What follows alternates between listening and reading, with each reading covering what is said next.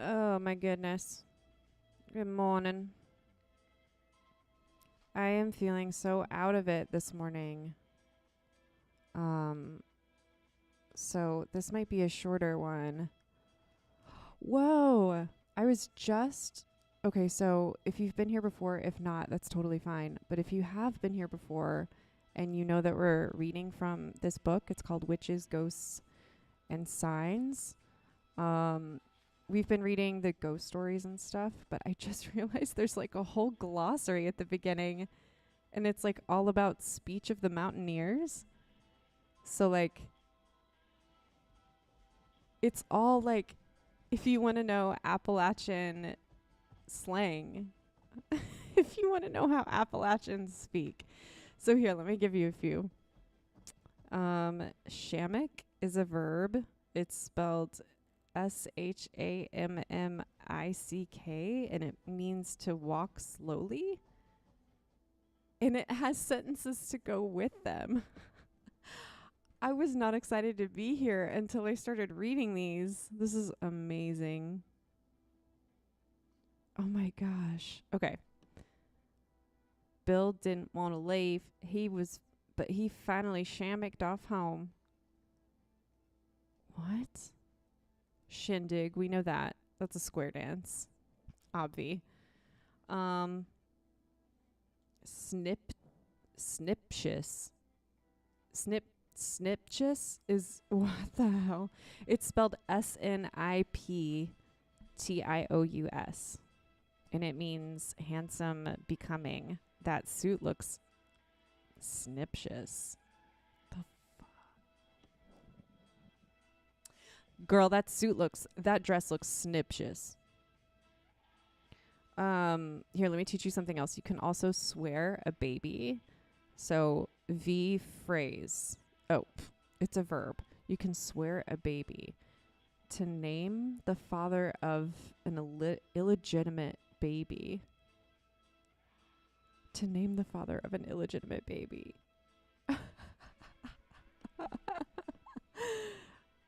I had no idea this was in here. Speech of the Mountaineers.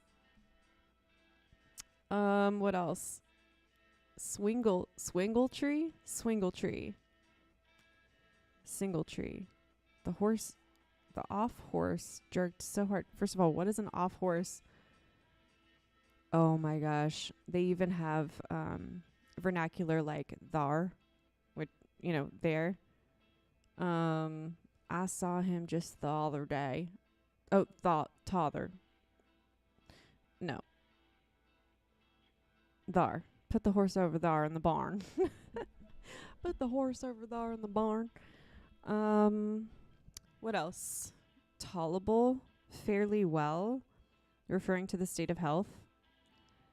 I'm right tolerable today, thank you. I might have heard that. Might have. I don't totally remember that, but maybe. Maybe someone said that to me. Shammick, I've never heard in my entire life. That one's wild, but I'm here for it, to be honest with you.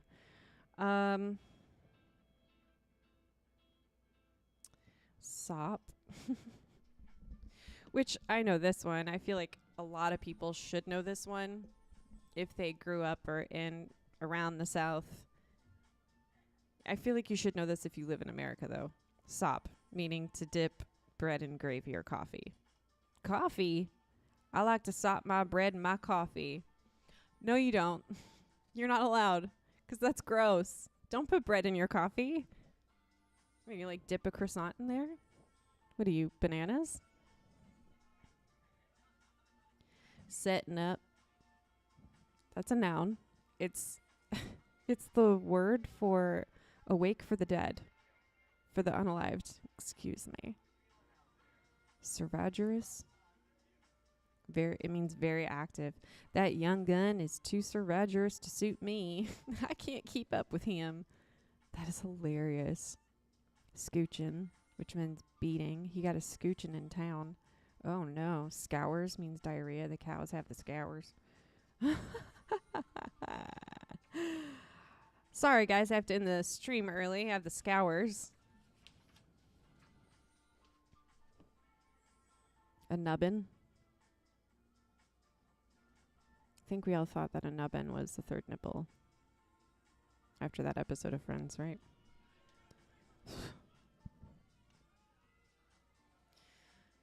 Oh, man. Has anyone seen... What was the movie? Shoot. We just watched it, my partner and I. I mentioned it the other day. It's called... I wonder if this would stick on here. It's not called I wonder if this would stick on here. It is called... What is the... Leave It All Behind, I think? Anyway. Why did I bring that up? There was a word that reminded me of it. There was a word in here. It wasn't nubbin. Maybe I mentioned Friends. Oh, yeah. One of the characters in that, there's a little girl in it. And, well, she's not, like, little. She's, like, an adolescent. She's probably a teenager, tween. And she gets obsessed with Friends, the show. And she gets to the last episode, and then there's an apocalypse. And she can't watch the last episode because there's no internet. Her brother was a dick to her. Oh, my gosh. Brother was a terrible character. But he got his. He got scurvy. He got scurvy in the end, so everything worked out okay. I am obsessed with this. I could keep going over all of these. Here, there's a couple more, and then we're going to read some ghost stories. And then we'll just see. I might stay here until 10, or because I woke up at 4:30 this morning, not out of necessity, just out of silly brain, just because my silly brain said it's time to wake up. And so I did. And I did not go back to sleep. So, yeah, I'm pretty tired. So if I decide to end the stream early, that is why. Okay, there was one in here. Kerpit. Kerpit is spelled Keerpet. And it's carpet. Yep. But I love it. I love that this is included here. Grandma wove a kerpit. A kierpit for the little room. It would suggest that it is spelled or pronounced kierpit. I don't know. I've heard carpet.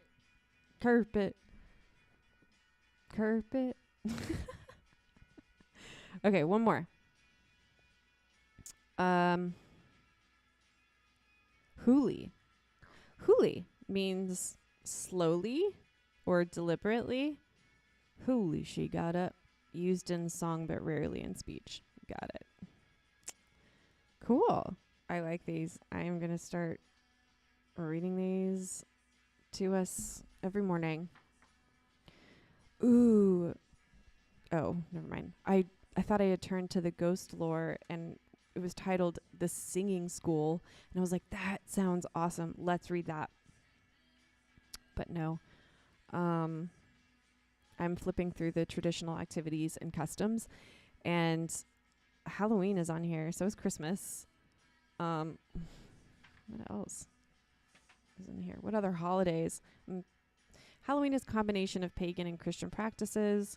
So they do mention paganism in here. There were parties which people attended dressed in costumes and masks. They were called dumb suppers, like stupid, like dumb suppers, were set at which girls sit in silence at a table where a chair is left vacant for a lover to occupy. Okay. Traditional games were played, and it was not unusual for people to play kissing games, such as post office. The mail was freaky back then. Post office. Spin the bottle and pass the coin. Interesting. Trick or treat did not originate at Halloween until the 3rd decade of this century. Okay. So they would just sit around and kiss each other instead of candy. Okay. Ghost lore. I haven't read the first story in this, so maybe we should do that.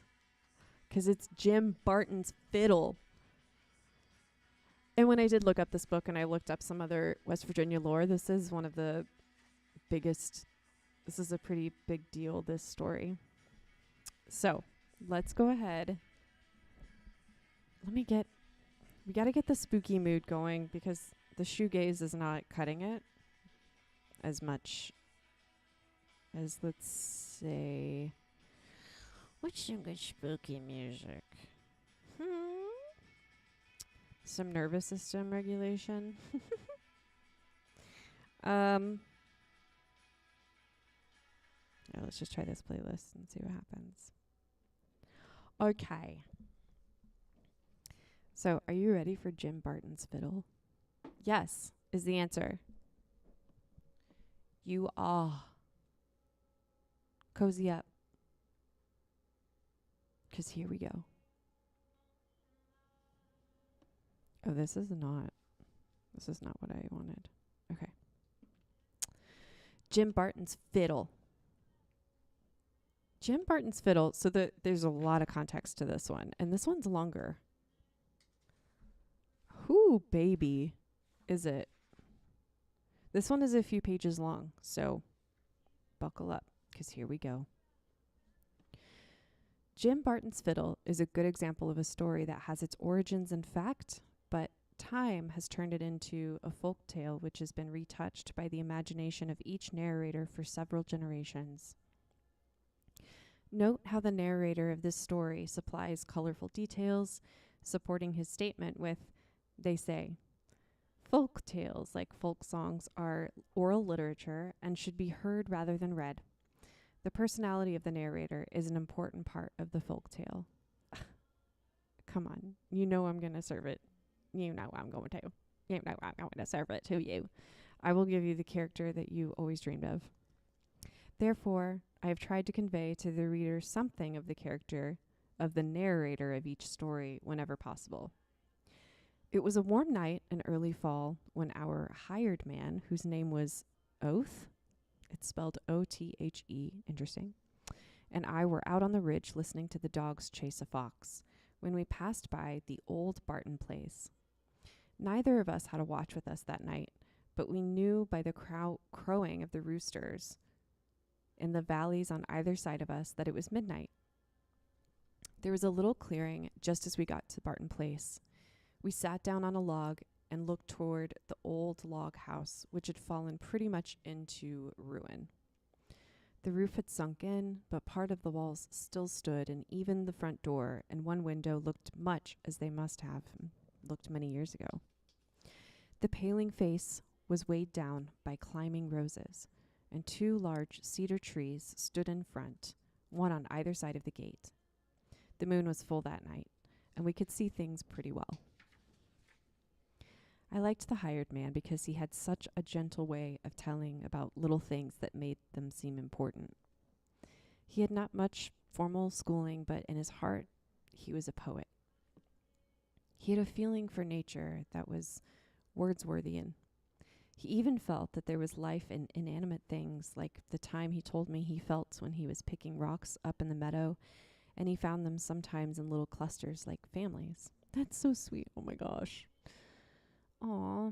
He said it seemed like just a mother with a lot of little ones around her, and he hated to separate them. Oh my God. I do stuff like that all the time. That's so cute. We had just sat down on the log when we heard the roosters crowing. The big cedar trees were throwing shadows across the front of the old Barton house. Suddenly, I was aware of a strange sound which seemed to be coming from the ruins of the old house. It sounded like a fiddle playing softly, and I could have sworn that it was an old tune which I had heard my grandfather whistle, an old fiddle tune called The Devil's Quick Step. We should look that up for sure. I could see that the hired man heard it too, for he looked at me and smiled but said nothing for a few minutes. Then he said, "Well, son, you've just heard Jim Barton's fiddle." "But there's no one living here," I said. "No, not now," he said. And I knew by the way he settled himself on the log that he was going to tell me a story. He had a way of fixing his mouth in a kind of pucker as he looked up, as if reading something from a wall. "I reckon you never heard of the Bartons and what happened to them here in this old house, did you?" I had to admit that I had never heard much, but some bits of stories and rumors about this old place, but I had always wanted to hear more about it. Then he began his story. Are you ready? 'Cause, did they introduce Oath? Is his name Oath? Oh my gosh. I get to play Oath. This is the best day. Oath. Well, it was a long time ago that the Bartons lived here. There was 3 of 'em. Old Peter, his wife Sari, and their boys Jim. Sari or Sorry? I'm going to say Sari. It's his wife's name is spelled Sarry. There are some names in here that it's fascinating. I have no idea where they came from. It's really interesting. I don't know. Okay, Sari. Well, it was a long time ago that the Bartons lived here. There's 3 of 'em. Old Peter, his wife Sari, and their old boy and their Jim. Oh my god. I swear something happens when I start a story. It's like, no, you're going to have to start 2 or 3 times. All right, take 3. Well, it was a long time ago that the Bartons lived here. There was 3 of 'em. Old Peter, his wife Sari, and their boy Jim. When I was a boy, I used to pass here and see old Aunt Sari a-puttering around the yard. Oh, and she always wanted me to stop so she could give me something. An apple or some cookies. I was afraid then, 'cause she lived out here by herself, and lots of folks said there's pretty sure that queer things went on out here. Let me read that sentence again, sorry. Oh, I was afraid then, 'cause she lived out here by herself, and lots of folks said they're pretty sure that queer things. One more time, I'm so sorry. I was afraid then, 'cause she lived out here by herself, and lots of folks said they's pretty sure that queer things went on out here. That was their way of hinting that maybe Aunt Sari was a witch. But no one ever said she did any harm to anybody. Some said they could hear sounds like a fiddle playing in the night. Aunt Sari was from a family of fiddle players. They say there was never a one of them that couldn't play a fiddle. Even the girls could play just about as good as a fiddle as the man. Peter Barton was such a straight-laced young feller that it's a wonder that he ever went out to Sari's place. What? I'm so confused. Isn't that his mom? Oh, Peter. Jim is the son. Okay. Peter Barton was such a straight-laced young feller that it's a wonder that he ever went out to Sari's place. But Sari was such a pretty girl that Peter couldn't stay away. For that matter, they say there was a lot of other young men that went out there 'cause of Sari, but Peter was the one that got her. Peter Barton thought the fiddle was the instrument of the devil, but that's the way he'd been raised. Some said he always wanted to go into preachin', but he had to work so hard to make a living that he never had time to practice at preachin'.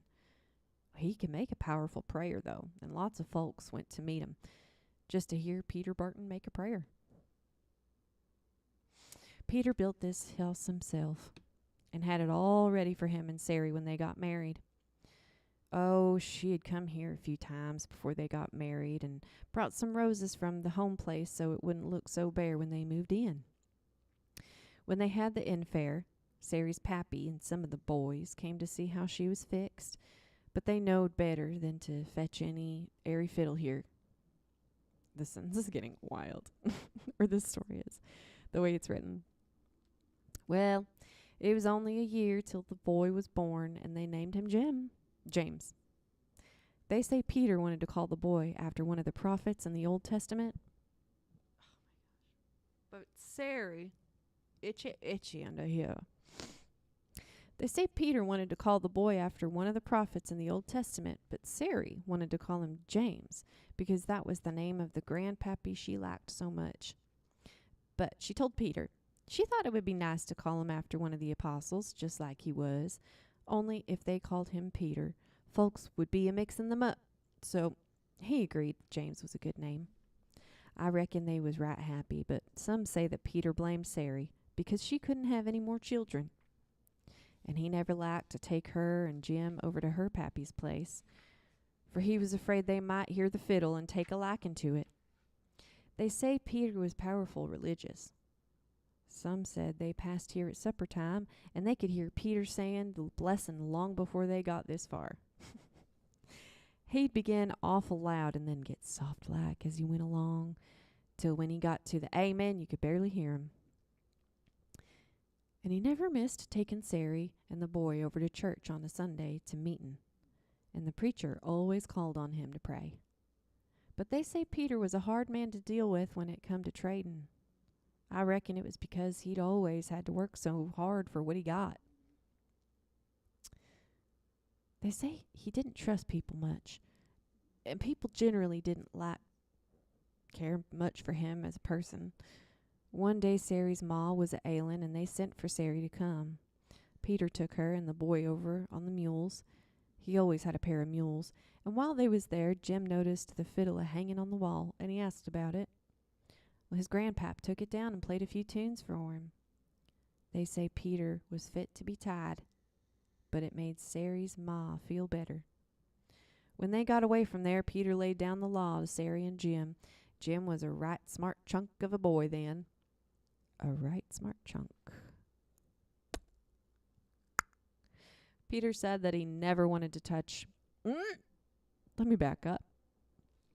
Oh my God, what I just almost said out loud. Oh no. Let's try that again. Where did it go? Oh, no. When they got away from there, Peter laid the law down to Sari and Jim. Jim was a right smart chunk of a boy. Peter said that he had never wanted Jim to touch a fiddle, and if he ever took to the fiddle, he couldn't live in the same house with him. They say that both Jim and his ma was afraid of Peter, for Peter was a strong-tempered man. You know, he could replace the fiddle with something else. One way Peter had of making money was to run a raft of logs down the river.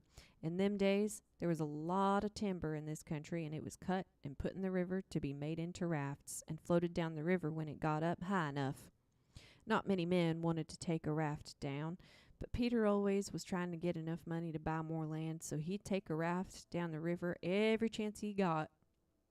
It took about 4 days to take a raft down and get back, because he had to get back on foot.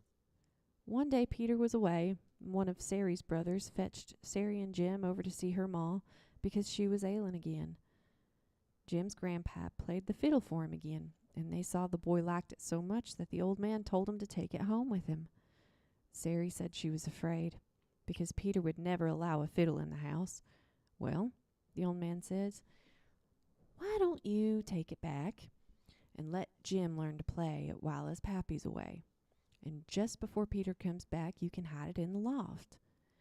Well, the boy was so tickled at the idea that Sari finally gave in, and they took the fiddle back with them. Well, them two must have had a time together when Peter was away from home. Fiddlin' was in Jim's blood, and I reckon his ma learned him a lot of tunes. One night, it had rained out a couple of days. What? You guys, this story is so long. I'm like, what? I didn't sign up for this. I did, but not like this. I didn't sign up for this exactly.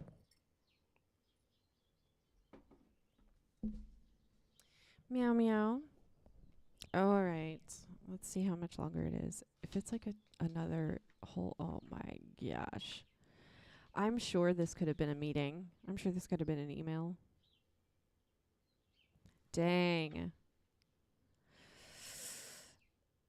Let me try to fast forward if I can, or maybe I'll just keep going. Who cares? All right, logs. He's taking logs down the river. Remember, that's how he makes money. Peter and Jim has the fiddle. All right, here we go. Well, them two must have had a time together when Peter was away from home. Fiddlin' was in Jim's blood, and I reckon his ma learned him a lot of tunes. One night after it rained a couple days, Peter said he would go down the river the next day, for there was a sizable raft ready, and he lowed the river was about right. Oh. The next morning, he left right early and said he aimed to get back on the 4th day after that. Might take a little longer if it rained more, for some of the small streams would be up, making it hard to get back on foot. Sari and Jim waited until the afternoon before they dared to get the fiddle down from the loft. It's a fiddle, you guys. Finally, Jim got it down and played one tune after another while his ma sat in that rocking chair that her pa given her, and she just listened. Well, maybe she took the fiddle herself now and then and played a few tunes. Anyway, they must have been having a good time of it. Well, Peter went down the river, and he got down on 10 miles where the river makes a bend, and there he's down, and, well, there's some big rocks, and his raft commenced to break apart. They say he was mighty lucky to get out of the river alive, for the raft went all to pieces. There was nothing for him to do but come on back home. He stopped at a house, dried himself, and it was well after dark when he got back. Oh no. I hate where this is going. Don't let Peter be a monster. Come on. Oh, gosh. I just watched a video game that sounds kind of like this. No. I'm laughing because I'm so nervous for Jim. Sunny Jim. Twin Peaks. Okay, well, Peter went down the river and he got down. Yeah, okay, so he wrecked hard. He wrecked hard. When he got a little piece from his house, he could see the lamp a-burning. I reckon he was about where we're sitting now when he heard the fiddle a-playing. Oh, no, they were playing it. Oh, no. Well, it's hard to tell just what kind of thoughts came into the mind of Peter Barton right at that moment. Oh, God. I've heard Uncle Dave Linger tell the story, and he said he'd heard that part of it from Peter himself. But Uncle Dave was never one to care much for fiddle playing, and most likely he sided with Peter. Okay. I never realized there was so much tension between the community and fiddle, the fiddle fight, the fiddle tea, the fiddle drama is real. Good Lord. Okay. Peter. Jesus Christ. Excuse me. Excuse-moi. Where the hell? Okay. He said Peter told him how he got down on his knees right there inside the yard and asked the Lord to help him do the right thing. But I've heard Uncle Jim Danley tell the story too, just the way Aunt Sari told it to Uncle Jim's wife. This is amazing, you guys. Peter opened the door and walked slow-like into the room without saying a word. Then he took the fiddle out of the boy's hands, and he took his knife, and he cut all of his fingers off. I'm just kidding. He cut all 4 strings. That's so awful. Father of the Year. Jeez. It's a freaking fiddle, dude. Truly. We're still trying to figure it, like, my favorite mic placement. Well, Peter is a monster. I think we've gotten that. What else do we need? What else is he going to do? He took that fiddle and hung it on a nail just to the left of the fireboard where Aunt Sari kept her Husif. I think that's like a cloth. I saw it. Now we know we have the glossary. This is what it's for. It's a rectangular piece of cloth, often hand woven with pockets sewn on it to keep needles, thread, and thimbles. Great. Now we know. So, why is that important? Let me tell you. Because Peter took that fiddle that he cut the strings on, hung it on a nail just to the left of the fireboard where Aunt Sari kept her Husif when she was doing a needlework. Then Peter turned and spoke. There hangs the instrument of the devil. I would have broke it in 100 pieces, but I want to hang it here as a lesson to all them who will not obey. I have said that my son could not live in this house if he ever brought such an instrument under this roof. Now let him go to his grandpappy's and see if he has another fiddle. Let him go now, and let him stay there. Oh, my God. Well, Sari tried to take the blame, but Peter wouldn't listen. It was dark, and Jim had no light. But he wasn't a Karen the way he felt. He didn't take a thing with him but his coat and hat, and he left right then. Sari loathed he'd go back to her pa's place, and when Peter cooled off, Jim would come back. It was next early morning when Peter went out to fetch the cow to milk. Oh, no, that he found Jim's body.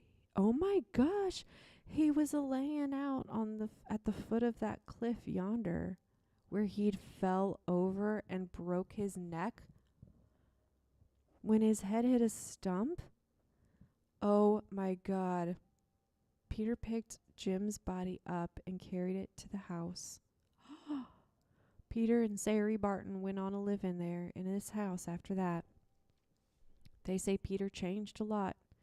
He never went down the river on a raft again, and he stayed around the house most of the time. He and Sari went to church most every Sunday when there was a preachin', but Peter never said the prayer after that. Some said he asked the preacher never to call on him again. And the fiddle with its strings cut on that wall, it just hung there, and I reckon no one ever touched it.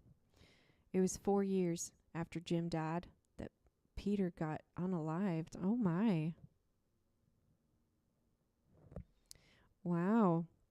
He'd gone down to the barn to hitch up the mules, and Aunt Sari heard him a-raring at one of them.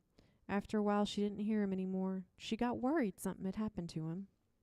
She went down to the barn and found him with his head split open where the mule had kicked him. Oh, my gosh. How tragic. Poor Sari. Jeez. Of course, folks talk a lot when things like that happen, and most of them don't know the true story at all. Some of them said that Peter said that he would live only 4 years after what had happened in his house, 1 year for each of the cut fiddle strings. I mean, it's a good story. Anyway, that's the way it turned out. They buried Jim out there in the graveyard, or they buried him out in the graveyard, or sad yard alongside Jim. And after that, Aunt Sari lived here by herself. One of her brothers wanted her to come back and to the old home place to live to an old folks home to live after their pa died, but she just wouldn't leave that place.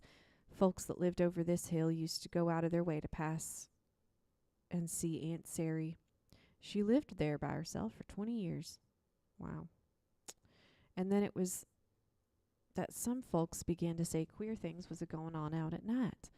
More than one passed here late at night coming from singing or preaching, and they'd hear a sound like a fiddle a-playing. Might have been the wind a-blowing in them cedar trees that got pretty big by then.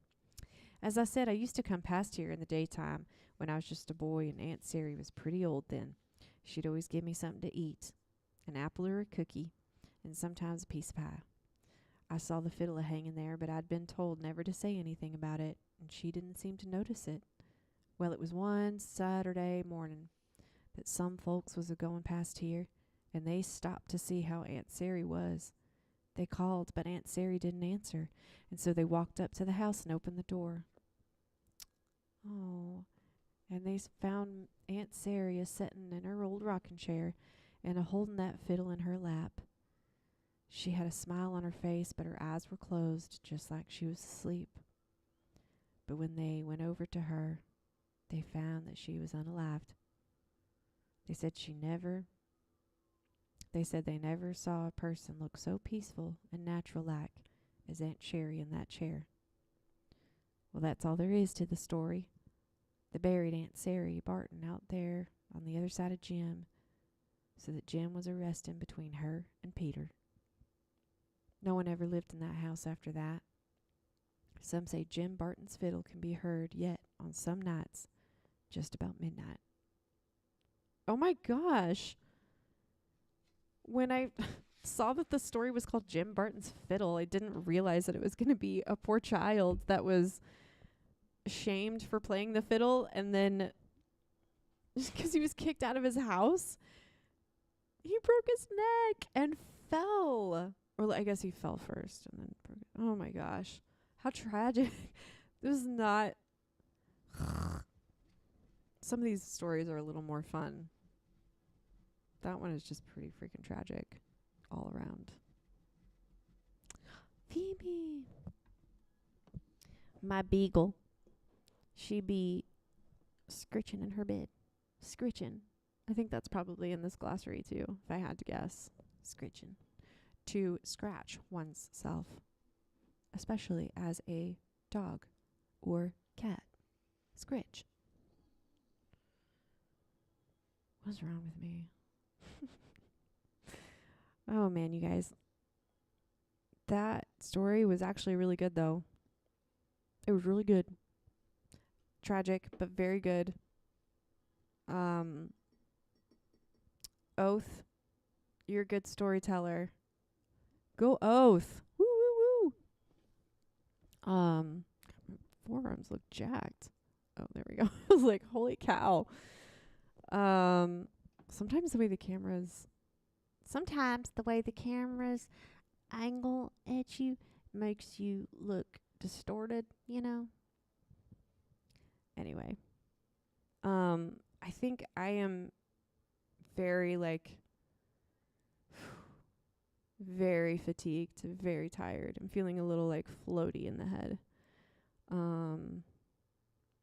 Yes, I did some baking this morning, but that's, I'm just feeling like I could fall asleep. Usually at this time, I'm like, woo, Energizer Bunny, let's go. But not this morning. And I missed yesterday too. Yesterday I had to move my schedule around. But yeah, it's also been kind of just a weird, I think 'cause I'm suffering. I'm suffering from still living in summer conditions. I really need some cold air at some point. It's it gets to be too much summer weather, too much humidity. I need a shift. I need a change. But next week is Thanksgiving. That's exciting, I guess. Anyway, I'm just kind of babbling now. I am going to go take a nap. That needs to happen. I wish you all such a good weekend. I probably will not stream until Monday. So, yeah. Enjoy your weekend. Surround yourself with light. Go out and look at the skies. I've been seeing more and more people catching weird stuff in the sky. So, very cool. Okay, truly, I am getting off. Goodbye. Love you.